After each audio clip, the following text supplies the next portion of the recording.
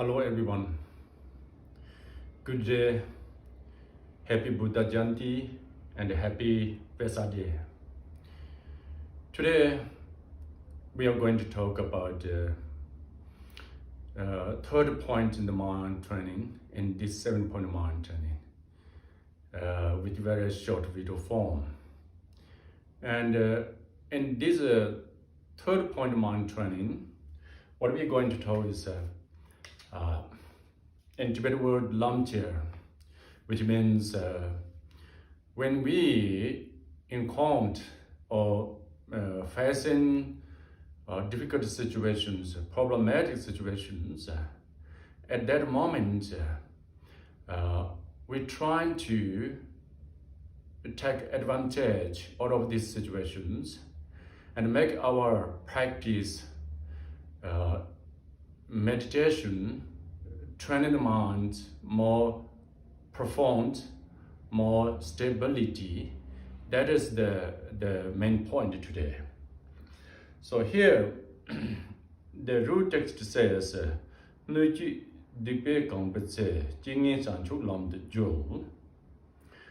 the whole world is filled with iniquity, transform adverse circumstance into the path of awakening.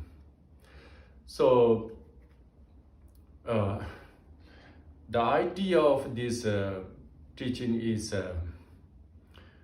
once we are okay, once we are happy and joy, then the practice is easy to us. Whatever maybe we practice meditation and mind training, loving kindness, compassion, all are almost follow to us. It is easy to practice. And yet, when we are having difficult situations, problematic situations, and sadness, all these things that come up in our life, then all this practice is not that much easy to us. It seems difficult to really, come to being as what we like. So in that way, here's a question. As practitioners like mind training, is there any possible to do with practice when we facing difficult situations, problematic situations, the situations like that's from outer worlds, and maybe in the sentient beings are performing a lot of negativities. So the answer is if we are qualified practitioner in the mind training tradition, if we practice quite stability, then there is pretty much a possibility to gain or to take advantage out of this negative circumstance, make our practice more profound, more stability. So that is the main point, main idea in this topic.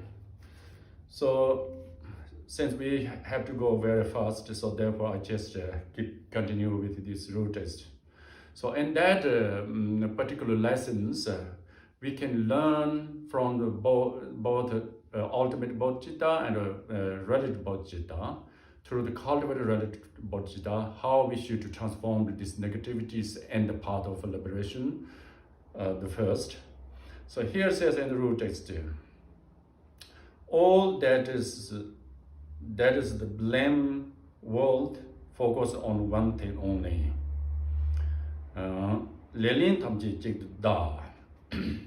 So here the blame world, Lelin, is when we are in the difficult situations, when we experience problems around us, then and usually what we do is we blame each other. We just point finger at each other. We saying like because somebody else's mistake, we facing this kind of situations and the problematics. We just usually we do that. But here in the mind training tradition, in that case, we're supposed to not blame each other. All the blames should to drive or should to point in one one thing, that which is as usual to the ego clinging. So here, be careful when we said we suppose not blame to the others, but ego clinging. It does not mean the ego clinging from others ego clinging. Same with the other people. Somebody has big ego and a big selfishness. Because of that, these problems happen. So not in that way.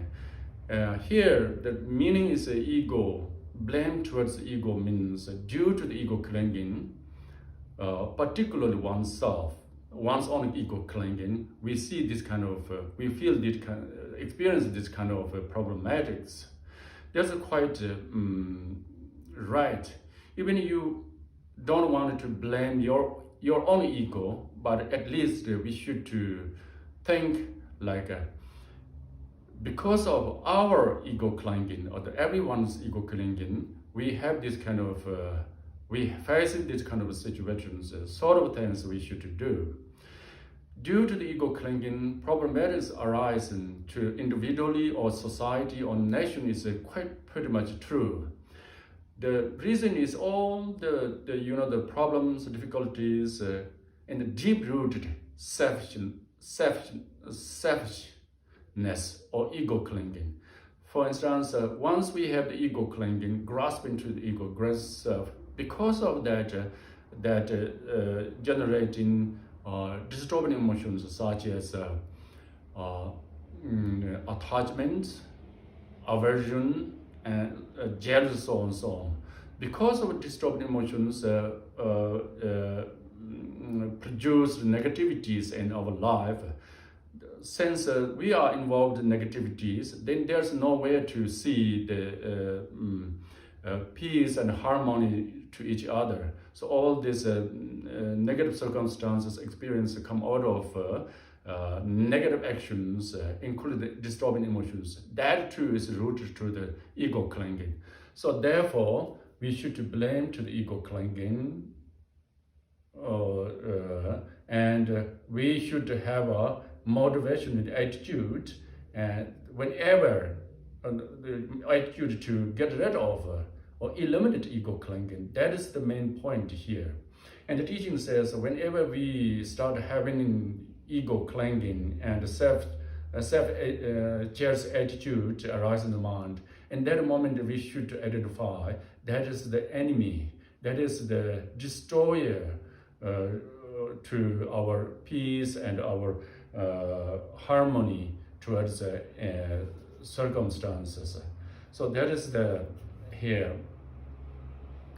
The first sentence says that one, and then the second one is in this root is cultivate deep gratitude towards everyone.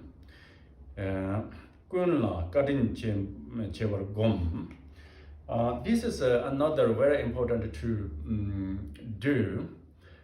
Since we are trying to mind keeping peace, harmony, and joy, happiness. Because of that, we should mind keep focus on the positive objects, appearances. That means usually we supposed to not, search others' faults, others' mistakes.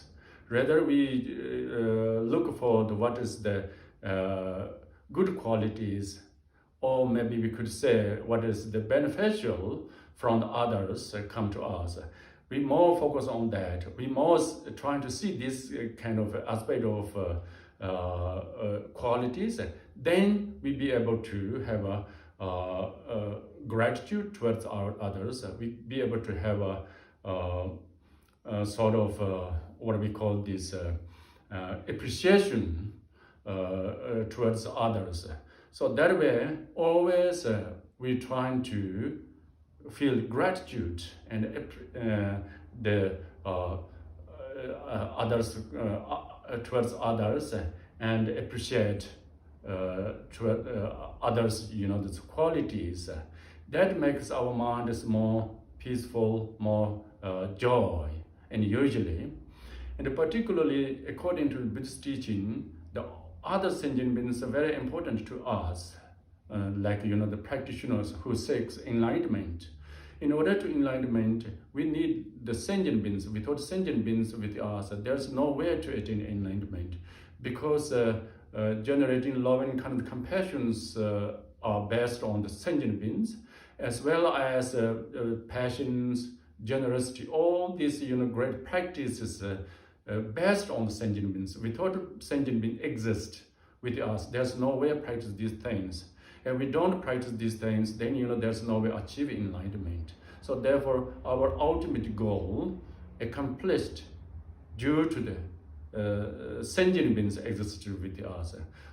With that kind of understanding, then we feel gratitude. We feel the appreciation that sentient beings with us. And particularly, not only we should feel gratitude towards sentient beings, but that in any situations trying to keep and trying to feel the gratitude towards anything, such as when we wake up the morning, the first what we should try to feel is gratitude that we are alive, we are being human being, particularly someone who will be able to practice path for the liberation, feel gratitude towards oneself, as well as any kind of situations when we are gone through in the daily basis. We always trying to give the gratitude towards that situation. So for instance, if we see the tree, immediately feeling gratitude towards the trees, appreciates this, the tree, and as well as the birds and so on, the river, the water, the sky, whatever may be. We are encounter in the daily basis, trying to always keep the gratitude, feeling towards these things. That makes really change our mind. That is what I see is one of the best methods to training and transform our mind. So then that's next one is through the ultimate bodhicitta practice, one transform the negativities to the path of liberation, which is in this rule sentence says, meditate upon appearances arise from the confusion as being the four kayas. The emptiness is the supreme protection.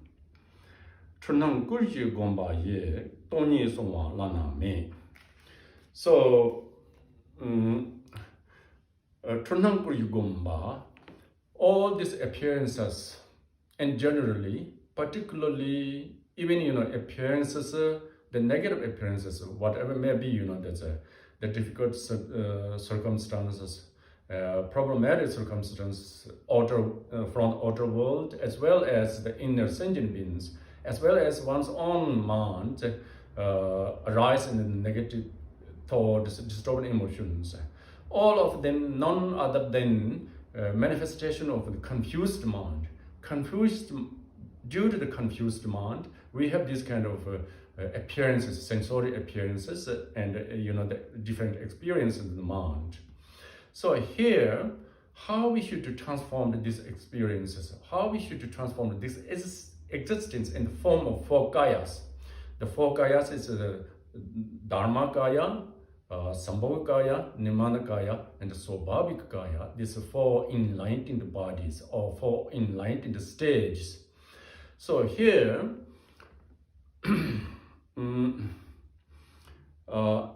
that is also something we could be done if we have certain degree of experience of the reality. At least if we have the meditative experience to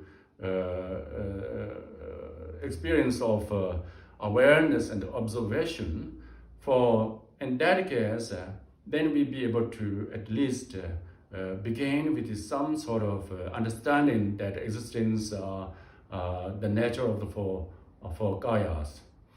Here, I just take little examples, like that usually we say the disturbing emotions in the ordinary sense, those are the negative emotions, As long as these disturbing emotions arise in the mind, our mind is disturbed, and then they produce negativities. But somehow we be able to take in these disturbing emotions and the observation, awareness, to see nature of disturbing emotions. Then these disturbing emotions, none other than the wisdom. There's all disturbing emotions, wisdom, such as attachment, discriminating wisdom, so on, so on. So that way, the thoughts, Dharmakaya, in the thoughts, the concepts of the Dharmakaya, as it Gambuva taught. So that is the how we should do is when the thoughts arise, disturbing emotions arise, or maybe the other objects turns us negative conditions. At that moment, without judge, without interference, a second thought between you and these objects or your mind, just simply be aware, be watch, be observe the state of these phenomena. At that moment, we start to see that phenomena or maybe your disturbed emotions are sort of calm, or maybe spacious states and openness, the empty of nature. That is the nature of Dharmakaya. At the same time, this state of emotion, or maybe we could say the thought, the mind, whatever may be, not just empty as nothingness, but that has the quality of luminosity, clarity. That state of nature, luminosity, clarity is the Sambhogakaya. The quality of Sambhogakaya manifests from that qualities. And at the same time, that nature of the state mind is not just the freezing, just the stopping, but it has momentarily movement. It is rising, the season. It has changing. It has functioning. That is the nature of the Nirmanakaya, the emanation state of the mind.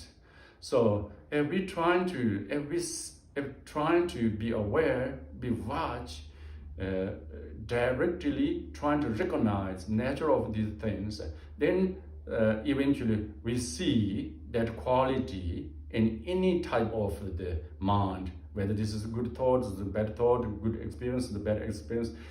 Even this outer object is can be transformed in that way. The transforming takes just by the seeing the nature of existence. So, and we be able to practice in that way, then this kind of practice is the most powerful, the supreme protection of our being. Here it says the supreme protection. Emptiness is a supreme protection. In this case, emptiness is none other than knowing or realize true nature of the existence, true nature of the mind. As with this term, we used shunyata, emptiness, nature of existence. So, I think that is we have to leave here, otherwise it would be too long. And I'm going to try make another short video for next subjects. Thank you everyone for the take part with these lessons and trying to follow the practice with this profound teaching, what we call the mind training teaching.